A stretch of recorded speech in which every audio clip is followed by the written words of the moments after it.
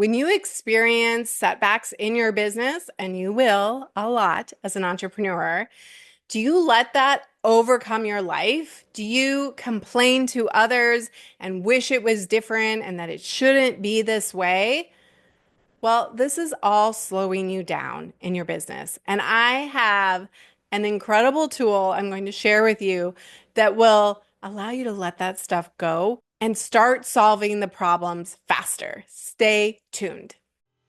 Welcome to Your Food Business Success. This podcast is for early stage entrepreneurs in the packaged food industry ready to finally turn that delicious idea into reality. I'm your host, Sari Kimball.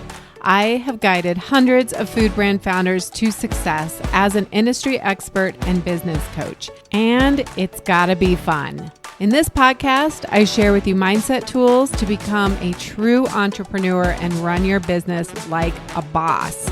Interviews with industry experts to help you understand the business you are actually in, and food founder journeys so you can learn what worked and didn't work and not feel so alone in your own journey. Now let's jump in. Hello, welcome back to the podcast. Today's episode is going to be juicy. It's going to be so good. I am really excited to talk about this topic with you guys because I think it's something that is going to totally free up some of the resistance and where you get into stuckness and kind of sit and dwell in the hardship, the challenges of running a business. And so we're going to get into it. This is based on Mel Robbins' Let Them theory. So she came out with a book. I love her. But what's so weird is that I was writing a book, right? My reinvent book, just with all the travel and everything. I don't know. I guess I'm not on social media very much personally. And so I just kind of like shut things off because I wanted to focus on my writing and going within. And it's so funny because then I started hearing about her book, which came out a couple of months ago, and people were telling me like, "Oh my gosh, it's life-changing. It's really helped me." And so I was like, "I got to read this. Amazing. Love her." And it's it's one of those things I'm like, "Oh, I've been doing this. I've been practicing this. This isn't some revolutionary new idea." But what I love about what Mel Robbins did beautifully is that she took ideas that come from Buddhism and Stoicism and other, like, have been talked about for years and years. But I love the way that she just simplified it and made it really approachable and put it into this let them theory. And it was really profound, even for me who already practiced a version of this from through Stoicism and um, through other teachings, was already practicing this, but it actually just like has made it so much easier for me. And so I want to share with you how you can apply the let them theory in your business and really, like I said, get unstuck and stop dwelling in all the terrible stuff, all the problems that are going to happen. Welcome to being in business, right? You're just always going to have things going wrong. That's just part of it. The world is not going to behave in the way that you think it should most of the time. Okay, so let's get into it. Highly recommend the book. She actually goes into a lot of other areas like adult friendship and relationships. But what I want to specifically talk about today is just the let them theory. And it has two parts to it. So I want to explain what that is.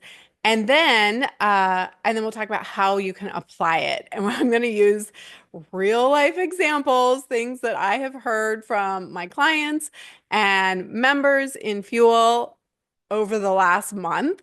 Right? I don't have to go back very far. And of course, I will keep them anonymous, but it's a good representation of just like, this is just everyday business. This is how things roll. And so some of you listening might be like, is she talking about me? Is that my situation? Well, maybe. But also, I hear the same things over and over again. Okay, so what is the let them theory? Basically, It's so simple. It's profound, but it's simple. Is when things happen outside of your control, when people don't meet your expectations, then we simply say, let them. Let that supplier miss their deadline. Let that store discontinue my product. Let that person say nasty things on my social media. Like, just let them. It's already happening, but we create all this resistance and frustration and disappointment and anger, right? We let all these big emotions and all of those, well, sometimes they might be warranted. All of those things get in the way of us making progress. But that's really important because there's actually two pieces to the let them theory. So there's what happens, right? And as a life coach, I teach this all the time, right? It's like we have circumstances, and that's just like things that we can all agree on, facts in the world that happen outside of our control. So something I know is affecting a number of you are the price of eggs going up, right? That is a fact in the world. And is there anything you can do about it? Maybe, but as far as the actual like price of eggs, probably not. Okay? So that's the circumstance. So the let them theory would just say, let them. Let them raise prices on eggs. Stop wasting all this energy complaining about it. And then the second part of it is let me, right? There's two parts. So we don't just like walk around and just say, well, let them, let them. It gets us into either a place of kind of feeling like we lose our power, right? Where we're at the whim of everything around us. Well, let them, it's like we get deflated, or it can take us to a place of superiority, and we don't want either of those. So the second part of it is let me. Let them raise prices on eggs. Let the eggs be the price that they are. And then let me do something, whatever is in my control. I can't control the price of the eggs, but what can I do on my side of things? So letting me, like, let me take action. It's that, the classic, like Stephen Covey, like, what is in the locus of your control?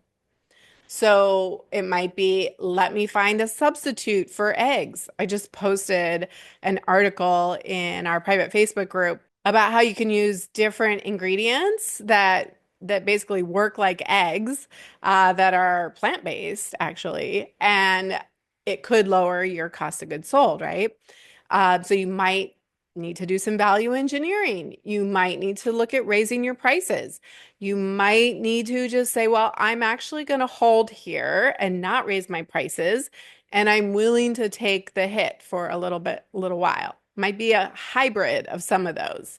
Let me see if I can reduce the number of eggs in my products, or let me see if I can find some additional sources or partners who we could maybe go in and buy larger quantities and bring the prices down, right? Those are examples of like the let me, what can I do about it? And I think it might be easier for many of us to do it with these things like that are like very cut and dry, like egg prices rising. Okay, we probably don't sit in too much angst about it, and we get to work solving the problem. Where I find that we especially get hung up is around interpersonal stuff. So, when we're dealing with humans. So it could be, I applied for these farmers markets and they told me that I was a shoo-in, that I would get in, and then I didn't. They rejected me, right? And we spin out about it. We're like, well, they should have, and they told me this, and they don't know. And like we sit here, right? And you could spend hours or days spinning out about this, being the victim of the circumstance, being angry at them. Instead, let them. Let them reject me. Let them decide I'm not a good fit. Let them do what they already did, right? And then let me. What am I going to do about it? Let me find another market. Let me create a backup plan. Let me have a conversation with them in a calm, from a calm place, right? Not from an angry, overreactive place.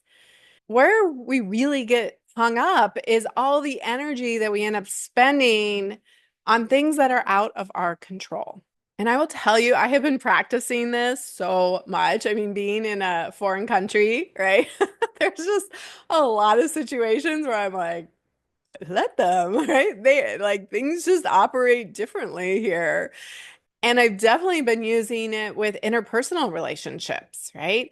It's like our disappointment, as the Buddha says, disappointment comes from missed expectation. That's where all of our suffering comes from, is when we thought this XYZ would happen. We thought that people would respond this way, that we have, the way we want it to be so that we feel okay. And then 99% of the time, people don't behave in the way that we think that they should. And that's where all of our anger and disappointment and all of our suffering comes from, is that missed expectation. So what if we just let that go? We let them, we let them do all the things in the world that they're going to do. And then let me, what am I going to do about it? So I want to give you some examples of things, like I said, I have heard recently. And we can just talk about ways that you can apply this. It's so simple. But I don't want you to like let the simplicity, fool you of like, oh, I don't need that. Just start practicing it wherever you will be able to find tons of places to practice this. Okay, so we already talked about not getting into a desired farmer's market. What about if a buyer contacts you and says, I'm sorry, but your product's not a good fit in our stores. We're going to discontinue it. We let them, and then let me learn from that. Let me find new opportunities. Let me have a conversation with them and see, where could I have supported this better? Let me reconsider my pricing or my packaging or my demos or my education. It could be, and this is a common one that is so frustrating for people, especially when you haven't been an entrepreneur and you've never been in manufacturing. Oh my gosh, supply chain issues are a thing. And, COVID made it even harder, and we're still having issues. And it's just always been a challenge. So late deliveries, promises made, equipment that, promises certain things and then doesn't or is broken. Co-manufacturers scheduling changes. This happens all the time, right? So we're going to let us do everything we can up front to make it a success. And then we're going to let them. We're going to let the ingredients be late. We're going to let the co-manufacturer do their scheduling changes. We're going to let them have their delays. And then let me. What is it that I can control? And what do I need to do to inform the people down the pipeline, right? Instead of getting stuck in like the misery of like, oh my gosh, I can't believe this is happening to me, we're gonna get out of that and say, okay, let them, drop it, and then let me. What do I need to do to let the people down the supply chain know my product's going to be late? Next, it could be around marketing. Social media posts are not performing as you had hoped. You put all this time and energy into your social media. Now, if you got the social media course with Kayla, you're going to learn how to do things really fast so you don't waste all that energy, and you're going to just get out there and try stuff. But if you are putting a lot of effort, and even if you're, just putting a whole bunch out there and nothing's coming back, that can be really disappointing. You're like, why am I doing all of this? right? You send out email campaigns and you're getting unsubscribes or nobody's clicking.